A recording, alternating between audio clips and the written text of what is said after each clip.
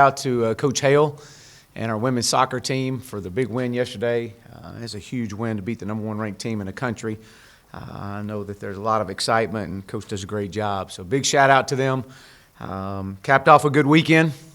It's great to have our fans out Saturday. I thought they were loud. I thought we had a great environment, especially as the game went on and as close as it got in the fourth quarter.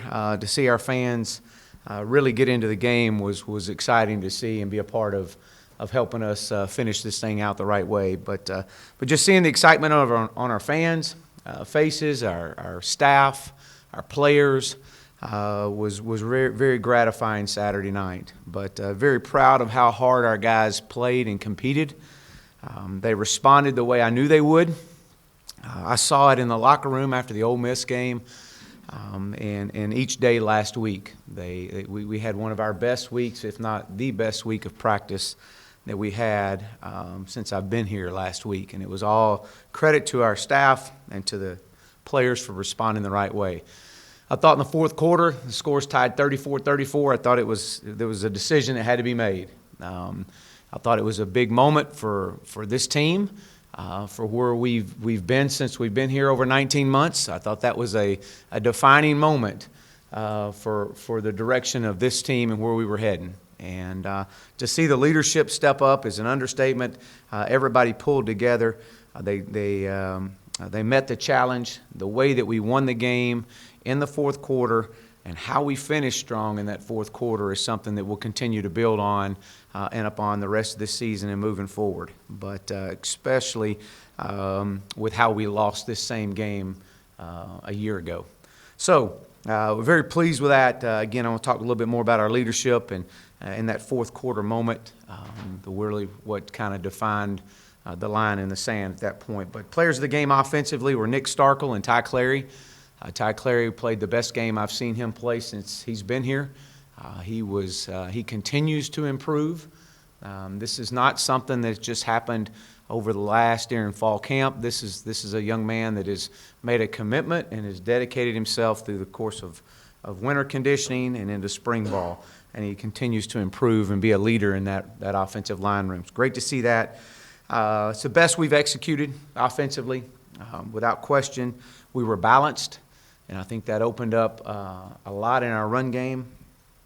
But it all started with being efficient and being effective on first down. We averaged 7.6 yards on 33 first down attempts. And when you can do that, you can do a lot of really good things. You can really get into a groove, you can get into a rhythm with this offense. We were also very productive on third down. We were 50% on third down, 6 of 12.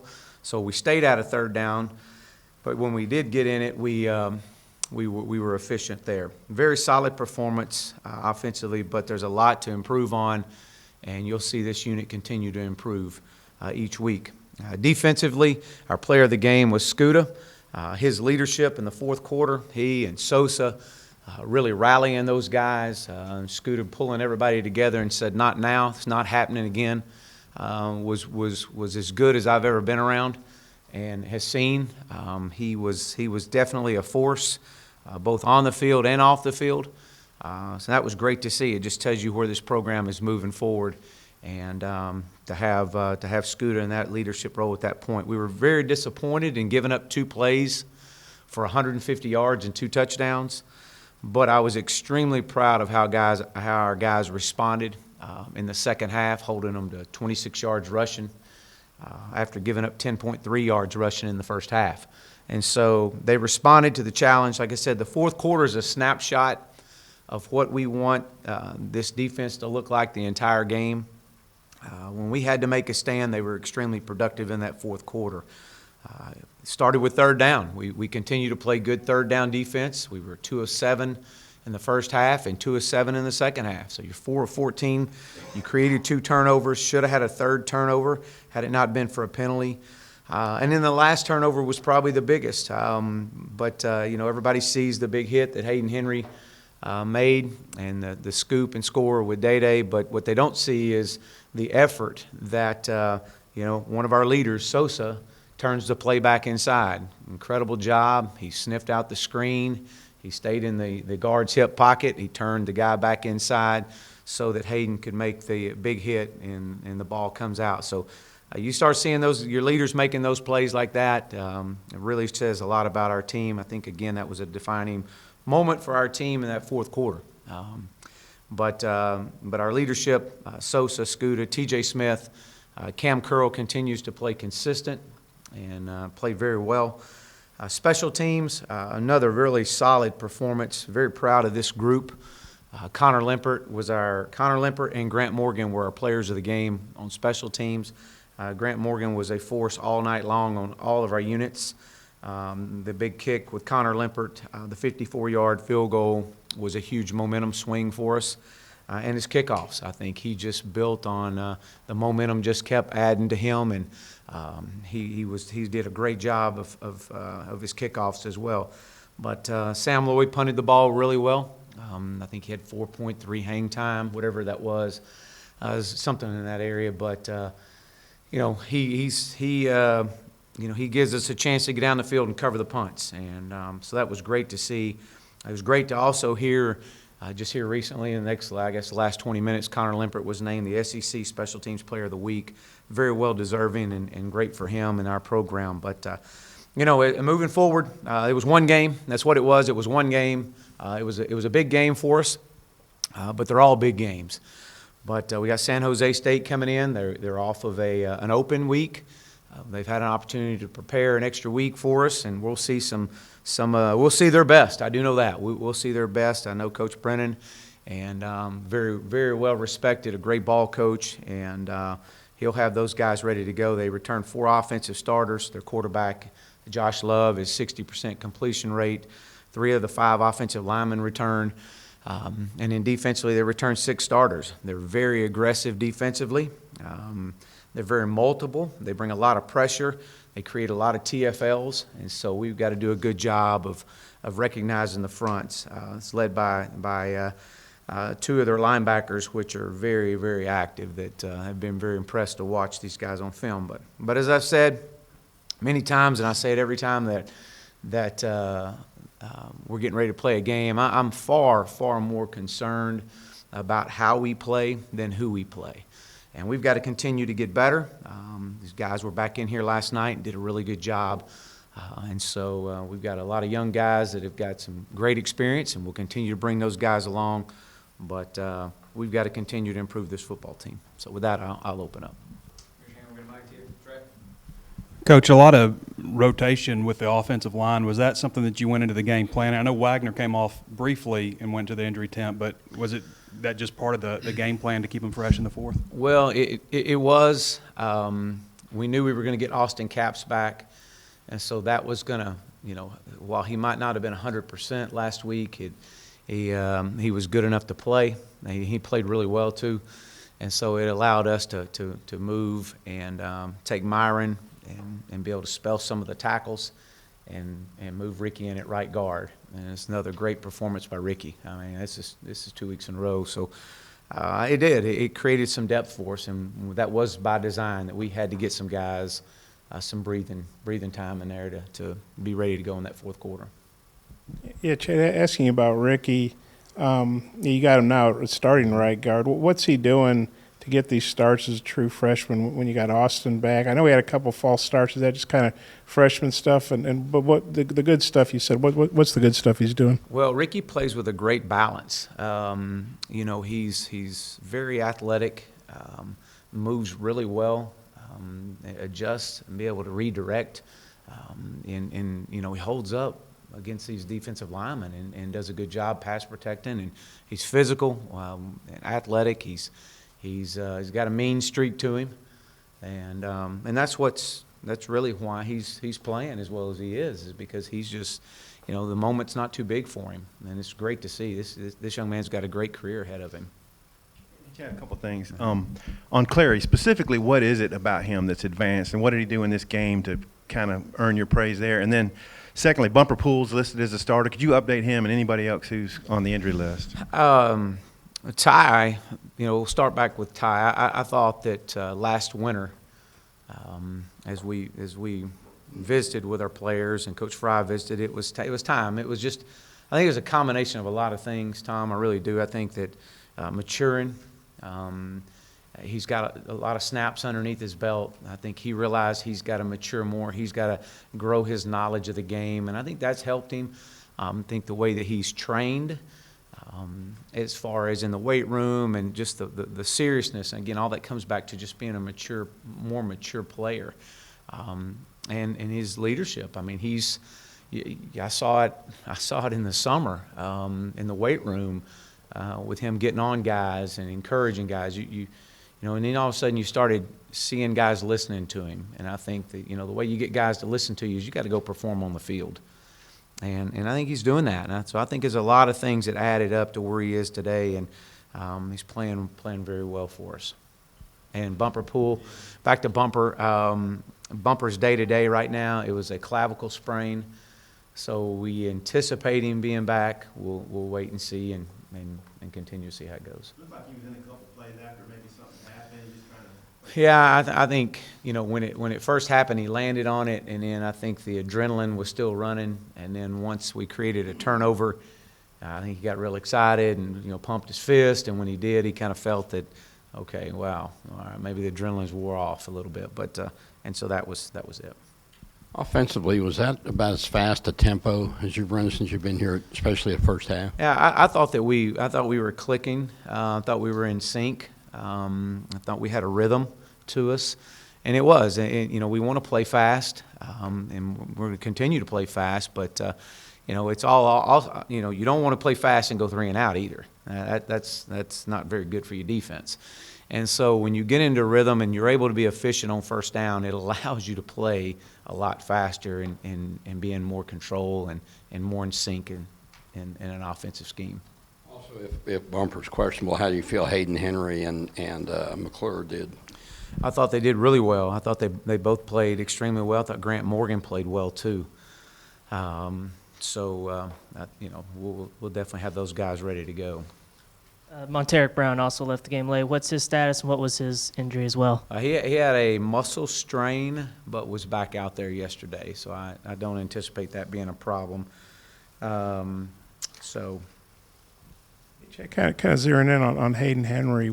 He had a lot of tackles, forced a fumble. I think he had a sack. Just what do you really like about what he did specifically? Well, he plays with such just a relentless pursuit to the ball. I mean, he's all over the field. He knows one speed and it's wide open, and he has no fear of contact. I mean, this is a young man that he's a force. He is. He loves the Hogs. He loves this game of football, and man, he just wants to go play ball, and that's what you love about a linebacker like him. And then San Jose's got a guy 31, Ethan Agayo. Hope I'm not butchering his name. I know he's got a ton of tackles. Maybe if you've got a chance to see him on film, what's he doing to make all those plays? Yeah, 31, Ethan Agayo.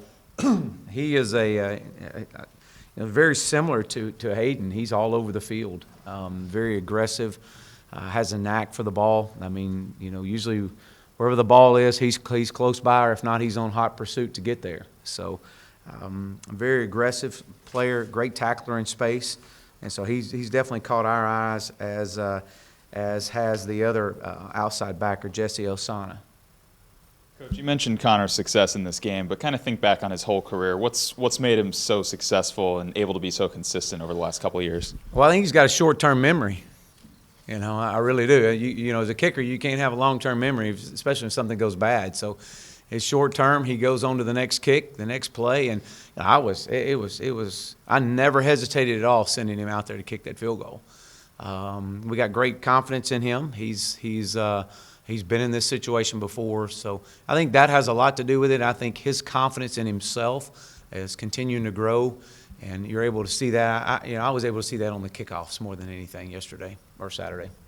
In your post game that you guys released, you said that momentum is wearing Razorback red right now. Maybe you could elaborate that. You got another home game, and just maybe the general vibe you got going around the program right now. Well, I think again, it says a lot about our culture of our program. Our guys were just it had to take some mental and physical toughness. They had to come together.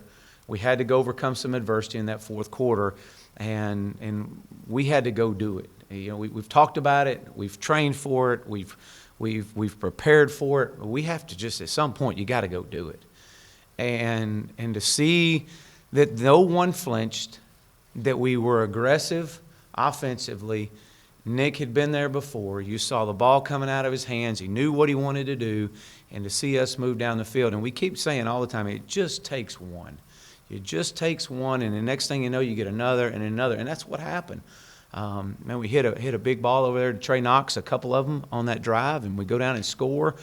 A lot of energy, a lot of momentum on our side. We get a stop, we get the ball back. C.J. O'Grady makes a big play up the sidelines. Again, a lot of momentum. What happens next, defense comes out there, and everything just feeds off each other. So, just building off how we won the game. Yes, winning the game is extremely important, but how we won it is far more important for us moving forward. I had a question about the 4th and 1. You called the timeout. Were you wanting to see that the play got spotted upstairs? Do they spot everything, or do you have to throw your flag on that? Second part of that, Nick, some fans were booing, and Nick was doing his hands down like, hey, quiet down, people. Your thoughts about all that? I didn't see Nick doing that. I did call a timeout, and I really called the timeout because as the offense was coming over and them looking at me going, let's go for it, and just see the look on their eyes. So I said, okay. So I wanted to get them over there. We got the punt unit out, tried to give them a chance to, if there was going to be a challenge on the spot, they would have done that during the timeout, or they would have buzzed down and called it to our attention. But once we had done that, once I saw the offense come over and say, we want to go for it, Coach, I said, all right, well, the score's tied, fellas. This is what we want. Let's go do it. And so that was it. And we were going to get the fourth down call. I mean, we were going to get it off that. But Chad, you mentioned that there, Coach Brad. Do you just know of him, or do you actually know him? no, I've met personally? him a couple times before. We've been at some clinics together and some functions together. Yeah, I think he took over a tough situation like you did. I think he's 4-23. What do you see from them this year? And you guys just had a big win. Do you worry about overlooking a team that's coming off some tough seasons? Well, no, I don't. I'm more focused on the Arkansas Razorbacks and how we prepare regardless who we play. That doesn't change. The message that we're going to give to our football team doesn't change. We've got to continue to get better. And we got a lot of ball left this season to play. Brent is again, he's a very, very well-respected coach. He'll have those guys ready to go. And, I know he's in the process of building that culture out there with that program, and he's again, very well respected.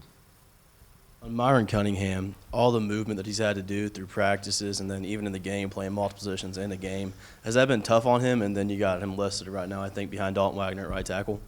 Yeah, I think it has. I shouldn't say too much. I mean, he's played well.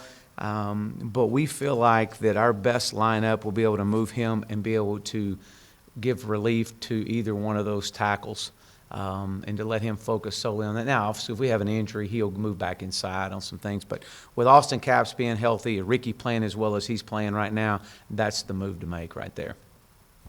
Chad, you touched on this Saturday night, but the run game. What's your concern level with the amount of running yards you gave up? And can Jamario Bell come back this week? Yeah, we anticipate Jamario being back. He was at practice yesterday. Zach Williams will be out for a couple of weeks with a knee. We'll get him back hopefully after open week. So Jamario will come back in there in that position. We and provide some depth there for us as well, some size. But I thought that, again, Coach Bowen and those guys had a great scheme. They were going to come in. They were going to try to get to the edge. They were going to attack our young defensive ends and try to get the ball bounced out on the edge. And they did that. They did a good job of that. Their backs were really good. We knew that they had some experience in the offensive line. They played very physical. And we had to match their physicality. And so I thought they had a good scheme coming in. Yeah, a couple of things. On Ricky's weight, I know sometimes those weights are from the summer. Is he really like 266? Is that legit? And if so, that's kind of on the small side for a SEC guard. I think he's somewhere around probably 275 on the high end. He is, it's a guy that's got to continue to gain weight, but and good weight. So yeah.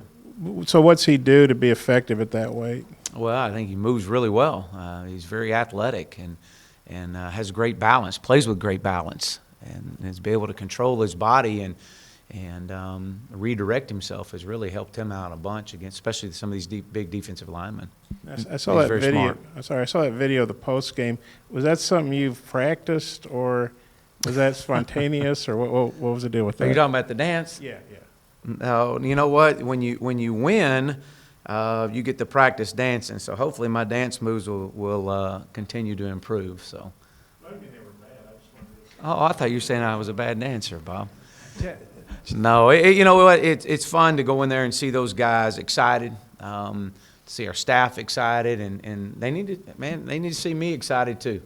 And I think that the guys got a lot of fun out of that, and that's great because we want to continue to have a lot of fun in Club Dub.